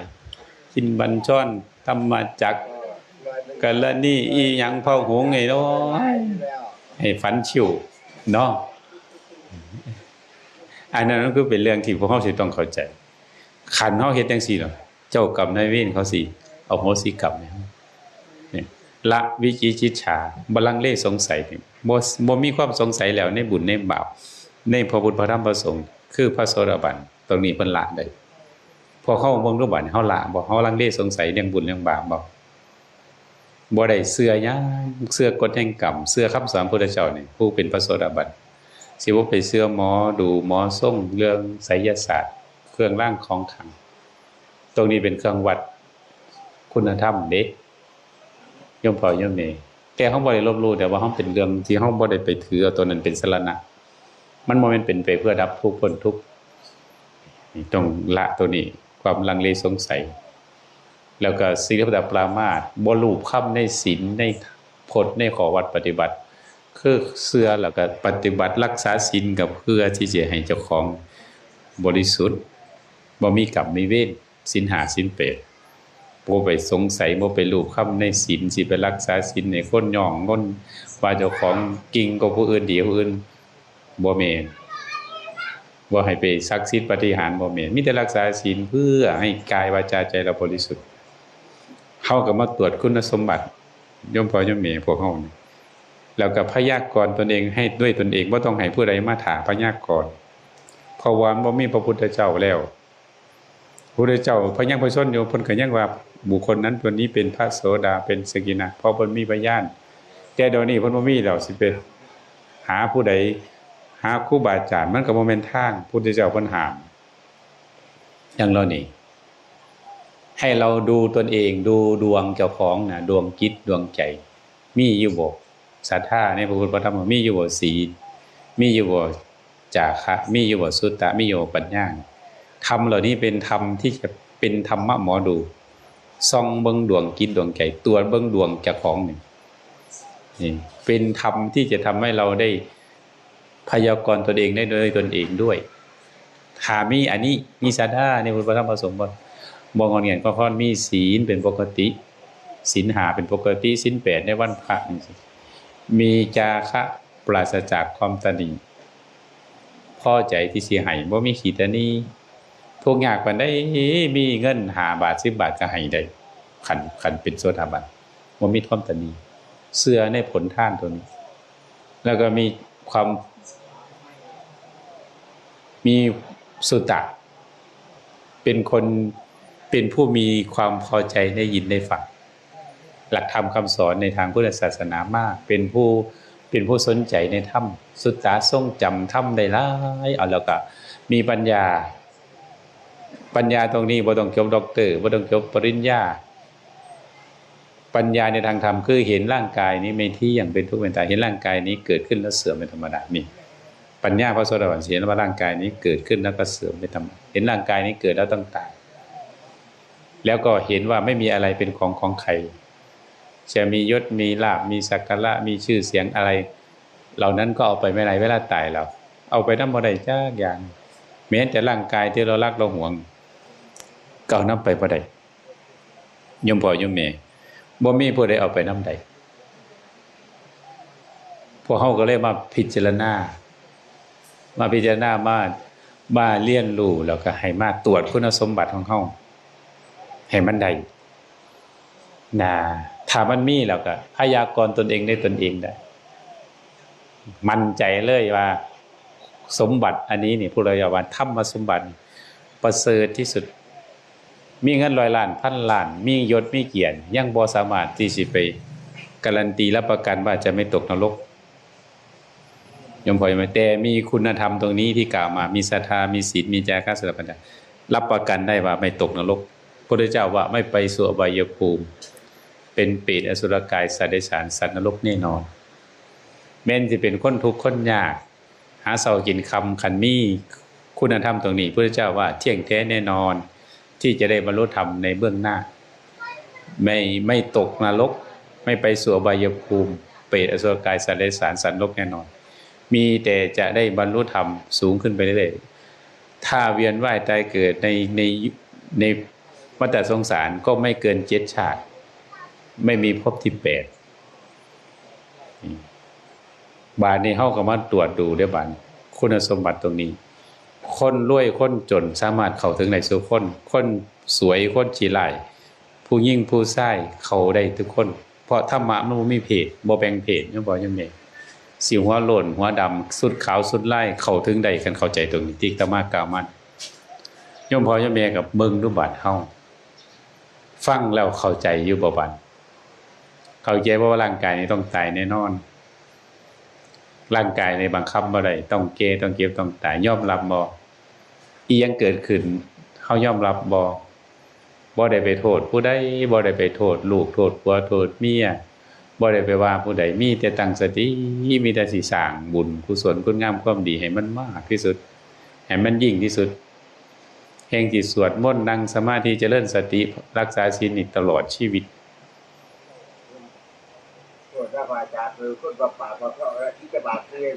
นี่แหละพระโสดาบันนี่เพิ่นสิรักษาศีลตลอดชีวิตคือศีล5มีศรัทธากับพุทธธรรมประสงค์ตลอดชีวิตบ่ออกบ่ลังเลสงสัยในบุญในบาปบ่ได้ไปเชื่อเรื่องแนวอื่นเชื่อในกฎแห่งกรรมบ่ได้ไปเชื่อแนวอื่นอีหยังเกิดขึ้นในโลกนี่อีหยังเกิดขึ้นในโลกนี่คนจะบ่ไปตีโพยตีพายสิเกิดนั่งก็สร้างเฮาผู้เป็นพระโสดาบันนี่สิบ่ลังเลสงสัยเรื่องนี้ไผสิเฮ็ดบุญเฮ็ดบาปเพิ่นบ่ได้หวั่นไหวเพิ่นบ่ได้ไปใส่ใจกับผู้อื่นหรือว่าบุญบาปของไผของมันอันนั้นพวกเฮาสิต้องย้อนเข้ามาหาเฮาพิจารณาเบิ่งเจ้าของว่าคุณสมบัติเฮาน่ะมีบ่ถ้ามันมีมันก็เป็นผู้ที่เบาใจพุทธเจ้าว่าเป็นธรรมะที่เบาใจเป็นธรรมะที่เป็นธรรมะเป็นแว่นส่องธรรมส่องใจเจ้าของเบิ่งใจเจ้าของว่ามีบ่มั่นคงตัวนี้บ่ถ้ามันมีแสดงว่าเราได้เป็นผู้พระโสดาบันมั่นคงให้เฮามีทรัพย์ตัวนี้ทรัพย์ภายนอกมีสำเฮามีอยู่บ่ยแม่ขอตัวนี้ให้มีทรัพย์ให้มันมั่นคงทรัพย์ภายในให้มั่นคงศรัทธามั่นคงศีลมั่นคงจาคะมั่นคงสุตตะมั่นคงปัญญามั่นคงให้มันคงไว้ในใจเฮาแล้วเฮาสิบ่มีความหวั่นไหวกับเรื่องอีหยังเกิดขึ้นสงครามโลกครั้งที่3ที่เกิดขึ้นโรคระบาดที่เกิดขึ้นภัยธรรมชาติที่เกิดขึ้นอีหยังก็สร้างในโลกนี้เฮาสิบ่หวั่นไหวเพราะเฮาเชื่อในกฎแห่งกรรมตามยุคตามสมัยที่เฮาแม่นสิตายนำกันก็บ่ไปทุย่านตายเพราะพระโสดาบันนี่สิบ่ย่านตายบ่ย่านเกบ่ย่านเจ็บบ่ย่านตายเพราะเพิ่นยอมรับได้นี่เด้พวกเฮาบัดนี้ยังย่านอันที่บ่ได้เป็นโสดาบันนี่ย้อนมันย่านตายย่านเกย่านเจ็บย่านตายบัดกลับบ่มาพิจารณาให้มันทำความเข้าใจว่ามันเป็นธรรมดาให้ถือว่าเป็นธรรมดาแต่ว่าเฮาบ่ได้ถือว่าเป็นธรรมดาเป็นเรื่องที่เฮาสิต้องย้านเป็นเรื่องที่เฮาสิต้องเศร้าโศกเสียใจ แต่พระพุทธเจ้าให้กลับให้เฮามองเห็นเป็นธรรมชาติธรรมดาว่ามันเป็นจังซี่มีคนมาแต่เดี๋ยวมันก็ถามนะครับ นี่ก็เป็นเรื่องที่พวกเขาสิต้อง กระดาษที่ ให้โยมพ่อโยมแม่ต้องพิจารณาเด้ฟังแล้วให้ลองไปพิจารณาย้อนหลังว่าสิ่งที่เฮามันยังลุ่มๆดอนๆมันยังขึ้นๆลงๆศรัทธายามศรัทธาก็โอ้ยหัวปักหัวป่อมยามบ่ศรัทธาก็เบิดไปซื่อๆก็มีนั่นคือว่าศรัทธามันเหมือนนุ่นลมพัดมาทางไหนก็ไปทางนั้นคือมันยังบ่มั่นคงศรัทธาอายไม่หวั่นไหวพุทธเจ้าว่าในคุณพระพุทธเจ้าพระธรรมพระสงฆ์เป็นอาจารศรัทธาที่บ่ไปงอนแงนก้อนแค้นผู้ใดสิเอาเงินมาจ้างสัก10 ล้านเจ้าไปถือศาสนาน้ำข่อยบ่ก็บ่เอาคันมันศรัทธามั่นคงดอกคันโดนี้เนี่ยห่วยก็ลองมีผู้มาจ้างแค่5 ล้านเด้อเอาแล้วกูยังเป็นหนี้ธกสงวดรถอยู่นี่เห็นบ่นี่มันมันยังวันไหวมันยังไงนั่นแหละก็ลองถามเจ้าของดูคันมีผู้เอาเงินมาให้จัก5 ล้านไปนำบ่ค่อยบ่ถ้าถือศาสนานำบ่ต้องให้ผู้ใดตอบเจ้าของเองเนี่ยมันสิวัดเอาว่างี้นะนั่นน่ะเป็นเรื่องที่พวกเฮาสิต้องมีตัวนี้เด้นั่นน่ะขันมันมีตัวเนี้ยพระพุทธเจ้าว่าเป็นทรัพย์อริยทรัพย์เป็นทรัพย์ภายในนี่ศรัทธาเป็นทรัพย์ศีลเป็นทรัพย์จาคะเป็นทรัพย์สุตตะเป็นทรัพย์ปัญญาเป็นทรัพย์นี่คือพระเจ้าว่าเป็นอริยทรัพย์ถ้ามีทรัพย์อันนี้จะเป็นบุรุษก็ตามเป็นสตรีก็ตามพระเจ้าเป็นคนไม่จนบ่จนใจบ่จนภายในคุณธรรมตัวนี้เป็นทรัพย์ภายในเป็นผู้ไม่จนภายในแม้นสิเป็นคนทุกข์คนยากคนขอทานก็สร้างแต่ใจนี่มันรวยคุณธรรมมันสิมีแต่ความเข้าใจในเรื่องกฎแห่งกรรมสิยอมรับเมื่อโชคชะตาวาสนาที่เจ้าของมาแม้จะเป็นคนทุกข์คนยากแต่ได้เข้าถึงธรรมตัวนี้แล้วมันสิบ่มีความทุกข์ใจมันสิปล่อยวางได้ยอมรับในบุญในกรรมได้อย่างเต็ม 100% เลยเพราะว่าผู้เพิ่นพระโสดาบันจะยอมรับกฎแห่งกรรมใน 100%ย่อมพอย่อมเนแต่นั้นพวกเขาสิต้องเข้าใจตรงนี้นั่นลองมาพิจารณาดีๆสั่งสมบุญทานศีลภาวนาของเฮาให้ดีๆมันค่อยสิได้เข้าใจเข้าถึงเฮ็ดทานให้ทานรักษาศีลเจริญภาวนาอีหยังก็สร้างให้โยมพ่อโยมแม่น้อมใจอธิษฐานจิตว่าขอให้เป็นเหตุเป็นปัจจัยเพื่อพระนิพพานในชาตินี้ถ้าชาตินี้ยังไม่ถึงพระนิพพานขึ้นชื่อว่าความทุกข์ยากเข็ญใจอย่าได้ปรากฏแก่ข้าพเจ้าทุกภพทุกชาติจนกว่าจะถึงพระนิพพานเนี่ยนั่งฟังธรรมนี่คือกันให้ทานด้วยกันรักษาด้วยกันสร้างสมาธิสวดมนต์กันให้โยมพ่อโยมแม่อธิษฐานจิตเลยว่าขอให้เป็นเหตุเป็นปัจจัยเพื่อพระนิพพานในชาตินี้แล้วก็ถ้ายังไม่ถึงนิพพานชาตินี้ขอให้เกิดพบในชาติใดอย่าได้ยินคำว่าไม่มีปรากฏตั้งใจเจ้านั่งฟังดีๆนั่งฟังดีๆบ่ต้องถามเพราะว่ามันสิกวนผู้อื่นอาจารย์อธิบายจนพูดแล้วเจ้ายังสิมาว่าเป็นมาจังไดอยู่อันนั้นต้องฟังดีๆนะฟังเทื่อเดียวบ่เข้าใจดอกคันเฮาบ่มีพื้นฐานอันนั้นเฮาต้องมาเบิ่งตัวนี้เฮ็ดจังไดบัดแต่เฮาสิได้เข้าถึงตัวนี้ให้ได้มันต้องพิจารณาว่าต้องใส่ความเพียรพระอานนท์พระพุทธเจ้ายังมีพระชนอยู่เราบ่ได้ขั้นใดบรรลุเป็นพระอรหันต์เด้แล้วบรรลุธรรมก็บ่ได้บรรลุนำพระพุทธเจ้าเด้พระอานนท์บรรลุนำพระปุณณมันตานีเถระข้าจำบ่ผิดเป็นหลานของพระโมคคัลลานะเป็นหลานของพระอัญญาโกณทัญญาเราก็ถามพระอานนท์ว่ารูปเที่ยงหรือไม่เที่ยงไม่เที่ยงเวทนาเที่ยงหรือไม่เที่ยงสัญญาเที่ยงหรือไม่เที่ยงสังขารเที่ยงหรือวิญญาณเที่ยงหรือไม่เที่ยงสิ่งใดไม่เที่ยงเป็นทุกข์หรือเป็นสุขเล่าเป็นทุกข์สิ่งใดไม่เที่ยงเป็นทุกข์มีความแปรปรวนเป็นธรรมดาควรหรือจะตามเห็นสิ่งนั้นสิ่งนี้ว่าเป็นเราเป็นของเราไม่ใช่พระอานนท์ฟังแล้วเด็กพิจารณาได้บรรลุเป็นโสดาบันเราบรรลุโสดาบันแล้วเราก็บ่ได้บรรลุเป็นพระอรหันต์ ทั้งที่พระพุทธเจ้ายังมีพระชนอยู่ถามว่าเป็นหยังก็บ่บรรลุเป็นพระอรหันต์นะโมช่วงพระพุทธเจ้ายังพระชนอยู่เพราะบุญบารมีหรือเพราะความมีภาระหลายต้องมีภาระที่สิต้องทำกิจอุปถัมภะถาพระพุทธเจ้าเรื่องคนไปคนมาญาติโยมว่าหาพระพุทธเจ้าสิให้เขาเฝ้าเวลาใดตรงนี้เพิ่นสิจัดสรรพระอานนท์แล้วก็สิต้องพยายามที่สิจำธรรมพระพุทธเจ้าให้ได้หลายที่สุดขันสมมุติว่าพระพุทธเจ้าไปแสดงธรรมหม่องอื่นพระอานนท์บ่ไปนำนี่เพิ่นก็สิขอพรว่าคันผู้ข้าบ่ได้ไปนำนี่คันกลับมาก็ขอให้แสดงธรรมเรื่องเก่าให้ผู้ข้าฟังรับขอพรเพราะว่าคันมีคนมาถามว่าพระพุทธเจ้าไปเทศน์อยู่หม้องหันหม้องนี้เพิ่นว่าจังได๋คันเจ้าของบ่รู้ก็สิเสียชื่อเสียงเสียชื่อว่าเจ้าของนี่อยู่ใกล้พุทธเจ้าชื่อว่าเพิ่นเทศน์หยัง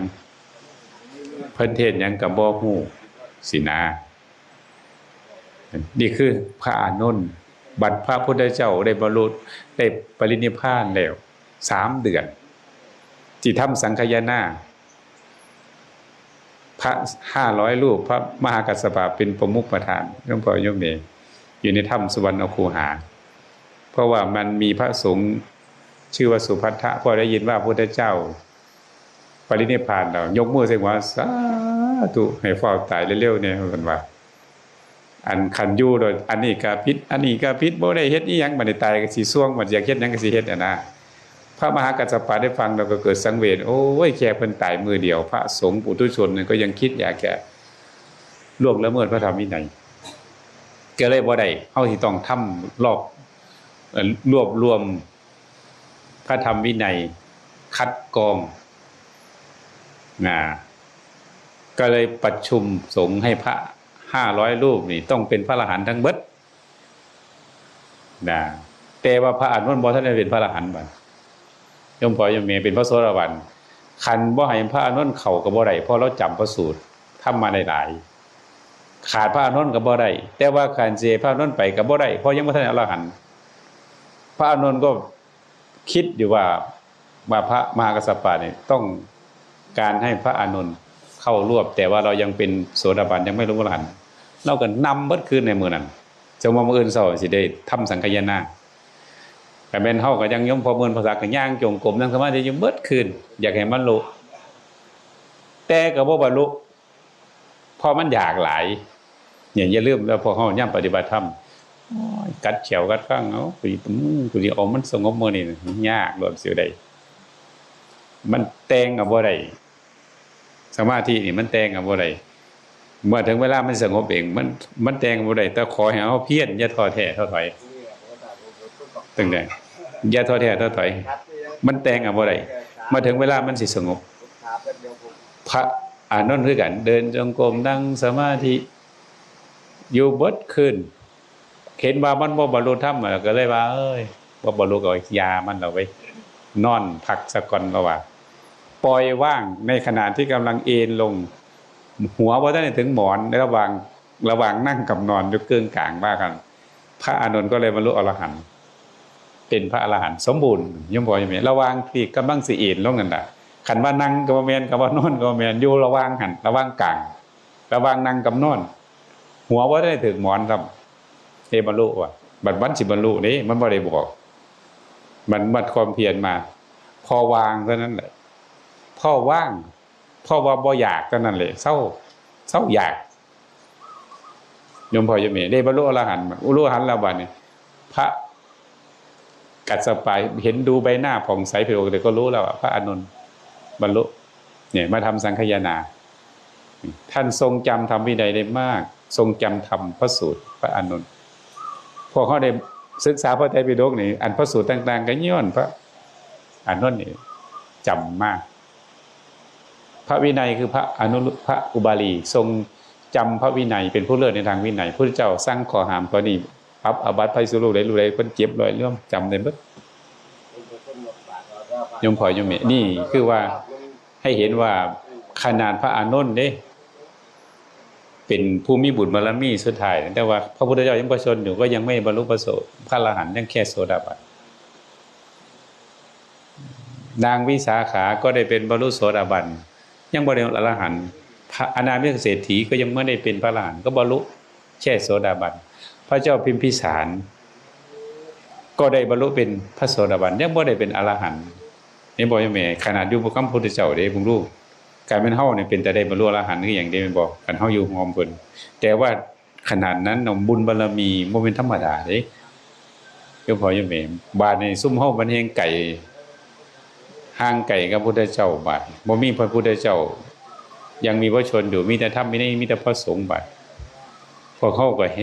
งบุญบ่หลายบาดนี้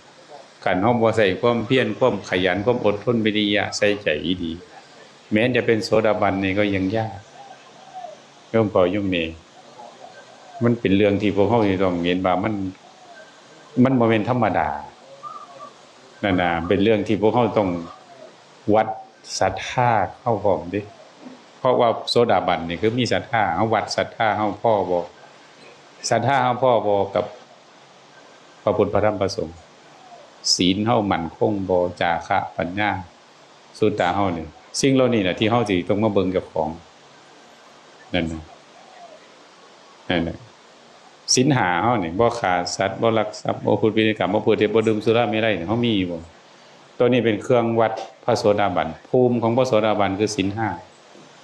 โยมพ่อโยมแม่ต้องมั่นคงเด้ต้องมีตรงนี้ให้ได้แล้วก็ศรัทธาบ่หวั่นไหวมีศีลห้าปกติบ่ได้ย่านแม่นบ่ได้อยู่ได้กินสิทุกข์สิยากสิกินข้าวกับเกลือก็บ่ไปฆ่าสัตว์โสดาบันนี่มันมีศีลเป็นปกติเป็นนิจศีลโยมพ่อโยมแม่บ่ทำบาปบ่เห็นแก่กินมันสิมีปัญญากินก็กินแล้วตัวได้ตายไปหาซื้อเอาตลาดตะลี่สิบ่ไปผิดศีลห้าบ่ล่วงละเมิดศีลห้าพวกเฮามันก็บ่ทันได้ 100% นี่เด้ของบางนี่ล่ะปุถุชนมันสิลุ่มๆดอนๆย่ํถือได้ก็ถือคักย่ํถือบ่ได้ก็ปล่อยปานละเลยเห็นบ่มันบ่แน่นอนจังซี่มันบ่ทันได้มั่นคงเนี่ยพวกเฮาสิต้องให้มันมั่นคงเด้บ่แม่นว่าสิจำศีลเฉพาะในออกพรรษาพระโสดาบันนี่รักษาศีลตลอดชีวิตศีล5ศีล8ในวันพระซ้ำนี่กับ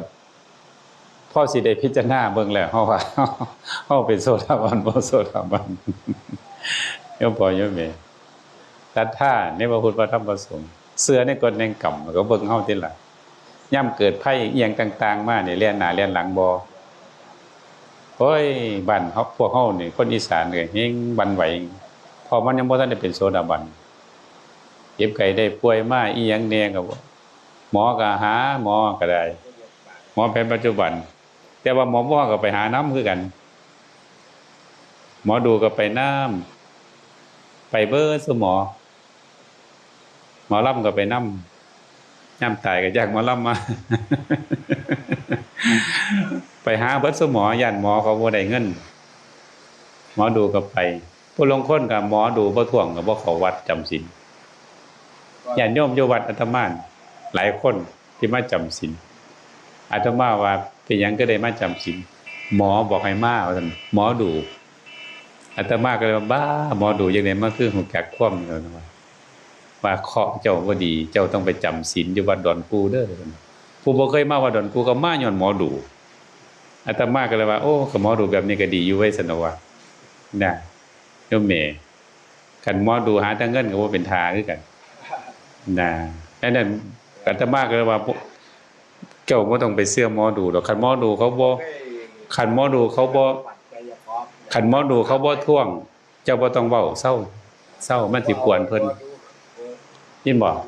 เจ้าบ่ต้องเว้านั่งฟังซื่อๆนี่นะเจ้ามันยังบ่ทันได้เข้าใจในการหลักของการประชุม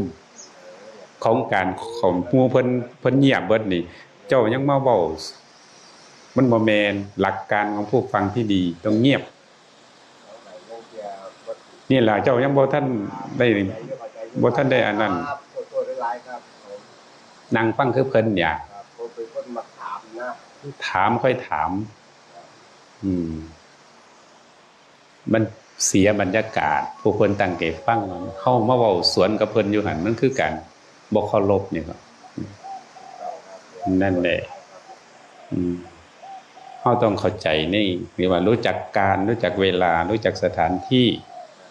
ควรพูดควรคุยยังไง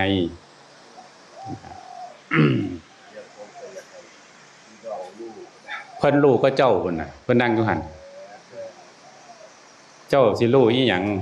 คันรู้มันบ่ถามเพิ่นบ่บอกถามก็ค่อยว่าเวลาสิให้ถาม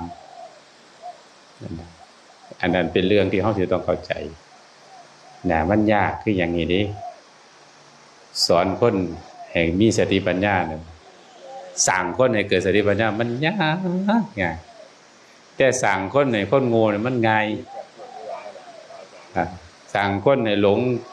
อันนั้นอันนี้มันง่ายคือหยังอันนั้นหมอดูเศร้าเบา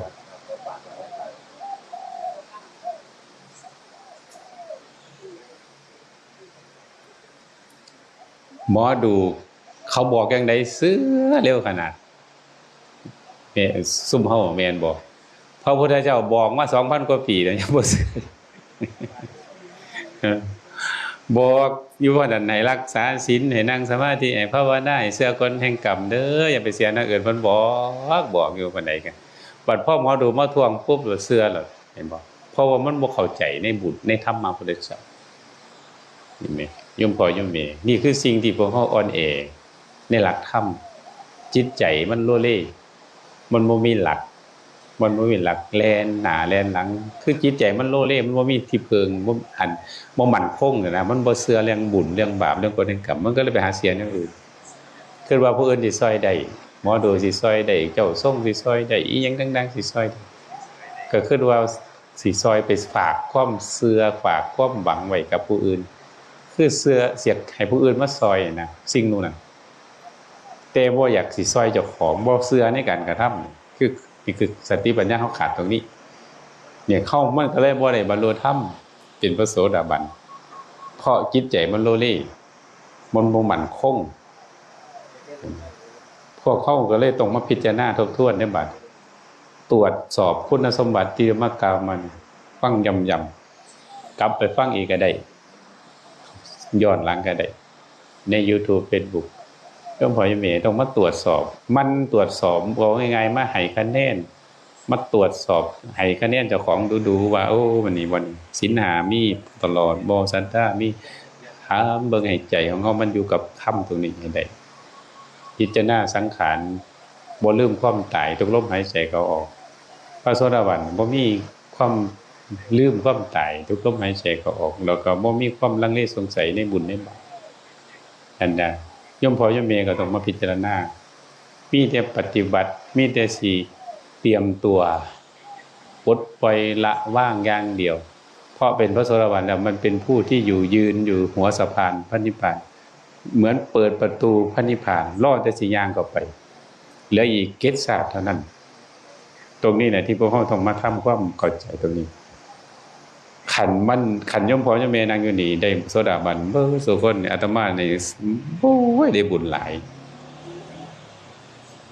ที่บุญหลายขันเข้าใจตรงนี้พี่น้องบ้านเราได้อยู่นี่นั่งอยู่นี่ประมาณ20กว่าคน30คนขันได้เข้าใจโสดาบันอยู่นี่แสดงว่าพวกย่อมพอจะแม่นี่บุญเก่ามาถึงแล้วที่เคยสังสมมาแล้วฟังดูออกแล้วปฏิบัติสิเป็นบุคคลที่มีคุณภาพเป็นบุคคลที่เป็นแบบอย่างสิเป็นผู้เผยแผ่ธรรมะได้อย่างดีมากเลยโดยบ่ต้องไปแสดงธรรมอะไรแค่ทำให้ดูอยู่ให้เห็นเย็นให้สัมผัสการกระทำของเฮาทางกายวาจามันสิอยู่กับลูกกับผัวอยู่กับครอบครัวคันเมียเป็นโสดาบันผัวก็เย็นคันผัวเป็นโสดาบันเมียก็เย็นใจนำสบายใจผู้ใดอยู่ใกล้คนมีธรรมนี่สบายใจพอมันมีธรรมและมีศีลมีธรรมนี่สิบ่เฮ็ดให้ไปผิดใจให้ผู้อื่นเป็นทุกข์คนมีศีลมีธรรมบ่มีทางสิเฮ็ดให้คนอื่นเป็นทุกข์มันมีแต่เฮ็ดให้คนเป็นสุขเห็นบ่พระพุทธเจ้าเพิ่นไปซ้ายมีแต่เฮ็ดให้คนเป็นสุขมีแต่เฮ็ดให้คนมีความสุขพ้นทุกข์ได้ฟังธรรมได้สติปัญญา นั่นพวกเฮาคันเข้าใจตัวนี้สิเป็นคนคุณภาพการลองประเทศไทยเฮานี่ข้าราชการนักการเมืองสสทหารอำมาตย์พ่อข้าประชาชนได้เข้าถึงธรรม4ประการคือศรัทธาศีลจาคะปัญญาเลยเพิ่มมาสุตตะนี่คันลองเป็นพระโสดาบันนี่ประเทศเฮานี่สิเป็นประเทศที่เป็นประเทศอริยะบ่มีดอกคดโกงด่ากันฟ้องหมิ่นประมาทกันบ่มีเพราะคุณธรรมตัวนี้มันบ่เฮ็ดให้คนด่ากันว่ากันบ่เฮ็ดให้คนคดโกงคอร์รัปชันเอาละเปรียบมีแต่เห็นอกเห็นใจมีแต่มีนํกันเห็นบ่แต่เฮามีแต่อยากให้เจริญทางเทคโนโลยีทั้งเทคโนโลยีต่างๆให้ทันสมัยแต่ว่าจิตใจกับห่างไกลศีลธรรมแม้จะทันสมัยแม้จะเจริญเทคโนโลยีแต่จิตใจไม่มีศีลธรรมก็แห้งทุกข์กิเลสก็แห้งหลายกว่าเก่าเพราะมันมีแต่ความยั่วยวนย่อมพอย่อมนี่สมัยพุทธเจ้าเฮาบ่มีแล้วเทคโนโลยีโทรศัพท์มือถืออีหยังต่างๆมันบ่มีกิเลสตัณหาความอยากมันก็บ่ได้หลายอีหยังความสุขก็ง่ายคือหยังบ่มีไฟฟ้าบ่มีน้ำแข็งบ่มีพัดลมก็คือยังอยู่ได้ย่อมพอย่อมแม่ก็คือยังใจคือยังเย็นสบายบ่เล่าร้อนคือซุมื้อนี้เขาคนมันใกล้คิดศีลใกล้คิดธรรมสมัยพ่อแม่เฮายันบ่รู้อิหยังมากก็สร้างแต่ซุมื้อนี่มันห่างเหินกับศีลกับธรรมนี่ถ้าศีลธรรมไม่กลับมาโลกาจะวินาศทางรอดของโลกคือทางธรรมเขาบ่หันคำว่าทางรอดเจ้าสิเก่งมันได้ก็สร้างเหาะได้คือนกก็อย่างสิไปขึ้นเทิงดวงดาวสิไปเฮ็ด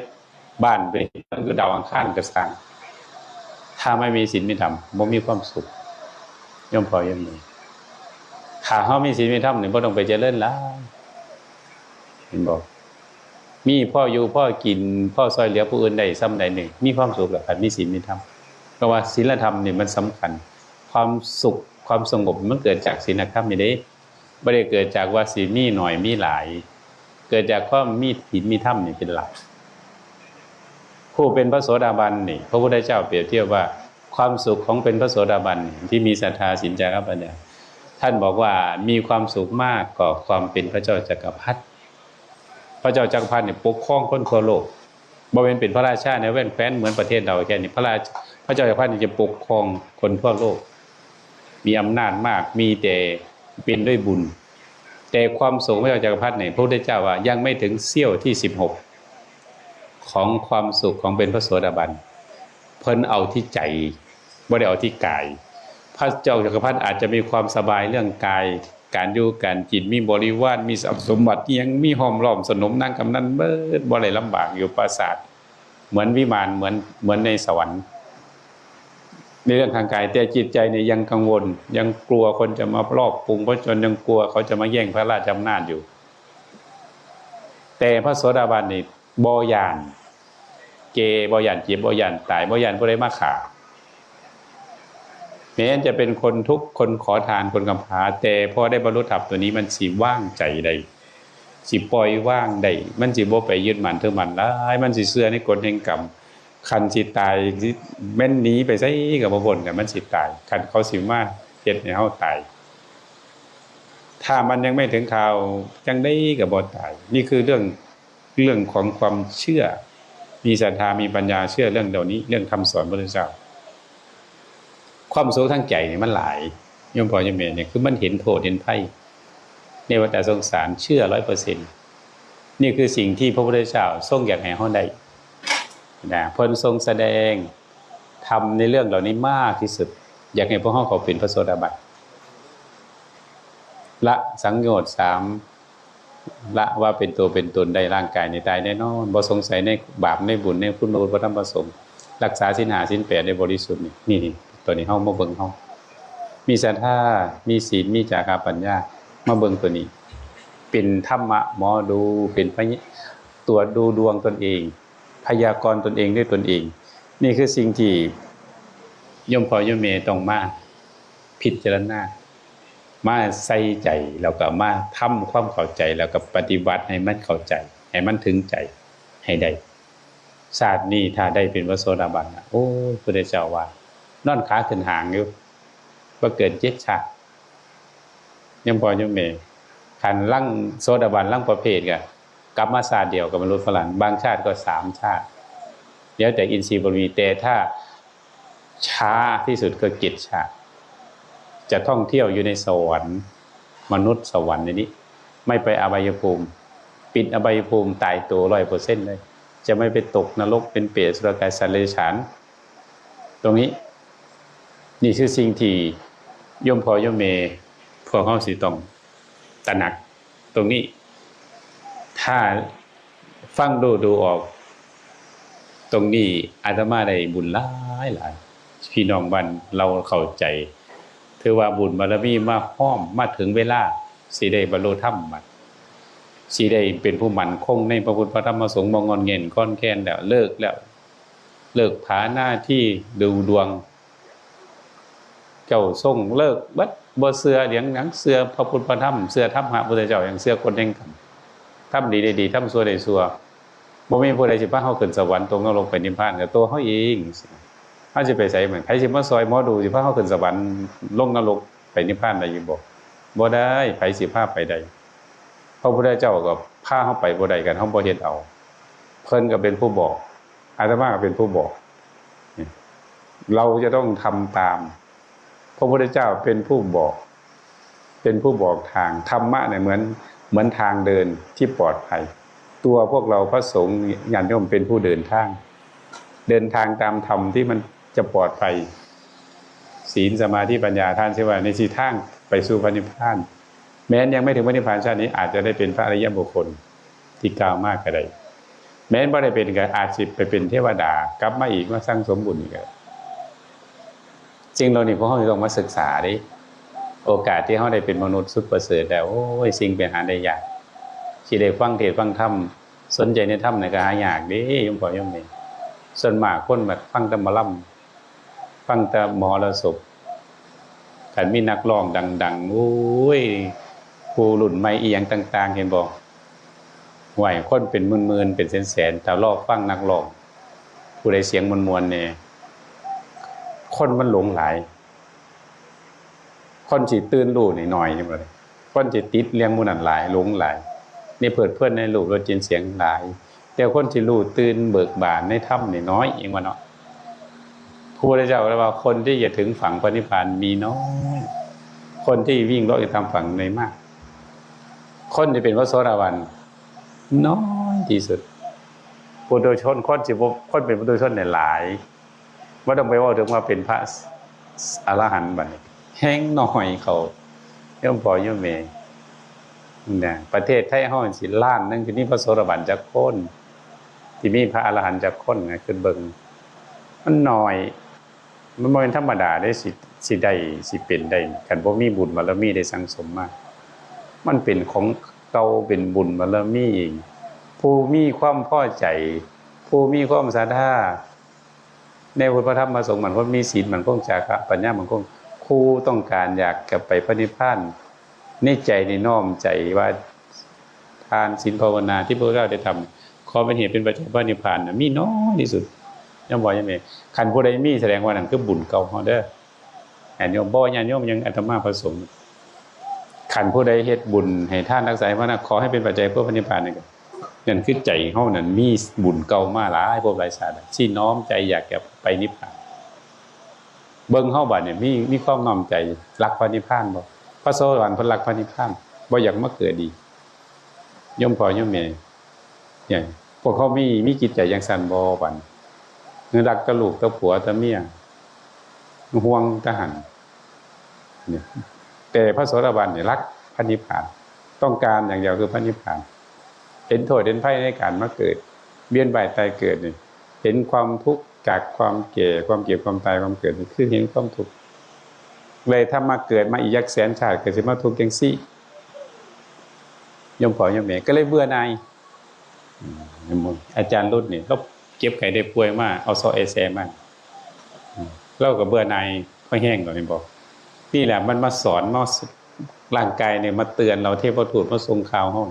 บ่ว่าญาติโยมบ่ผู้ใดอาตมากันความเจ็บไข้เนี่ยมาสอนเฮามาเตือนเฮาเป็นเทพทูตมาส่งข่าวว่านี่เด้อความจริงเป็นจังซี่ เกิดแก่เจ็บตายเนี่ยเป็นทุกข์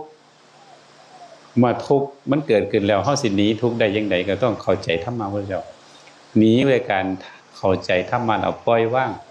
ให้มันแก่มันเก็บมันตายถ้าว่าชาตินี้เป็นชาติสุดท้ายชาติหน้าสิบ่ไปเกิดอีกมันเบื่อละเนี่ยนี่คือผู้เห็นธรรมเด้ผู้ดวงตาเห็นธรรมก็เห็นตรงนี้เห็นความบ่เที่ยงเห็นความเป็นทุกข์เป็นอนัตตาคันบ่เห็นตรงนี้มันก็บ่ได้เด้ก็จะมาม่วนในเพิดเพลินในกามคุณทั้งหลายว่ามันก็บ่แม่นมันก็ยังห่างไกลอยู่เด้ยังพอยังแม่นอันนี้คือเรื่องสิ่งที่พวกเฮาสิต้องย้อนเข้ามาในใจเฮานั่นอยากให้พวกเฮาเข้าใจคือสิสมควรแก่เวลาเนาะพอยังแม่นนะเว้าซ้ำนี้ก็สิจื้อบ่ได้เนาะเอาซ้ำนี้ล่ะน้อยๆเข้มๆนั่นคิดว่าสิได้อยู่บ่โสดาบันซ่านนี่ฮะคันบ่ได้ตอนนี้ก็ก่อนตายเนาะยังสิได้อยู่บ่ก่อนตายนี่ว่าโอ้ยผู้ขาคันบ่ได้ตอนนี้ขอตายให้ได้เป็นโสดาบันเด้ออธิษฐานเอาเพื่ออาตมาว่าสมควรแก่เวลาเนาะขอโมทนาสาธุเจ้าภาพสู้ผู้สู่คนผู้ดีทำบุญหาผู้ตายคุณแม่นุคานวิชุนหราชขอบุญกุศลส่วนนี้ที่เจ้าภาพลูกหลานลูกชายลูกสะใภ้ลูกเคยได้ทำบุญหาก็ขอบุญกุศลส่วนนี้ไปฮอดไปถึงผู้ไวยชนแม่นุคานวิชุนหราชได้มารับบุญกุศลนำลูกนำหลานถ้ามีความทุกข์ก็ขอให้พ้นจากทุกข์ถ้ามีความสุขก็ขอให้สุขยิ่งขึ้นไปและบุญกุศลส่วนนี้สะท้อนย้อนกลับมาปกปักรักษาเจ้าภาพ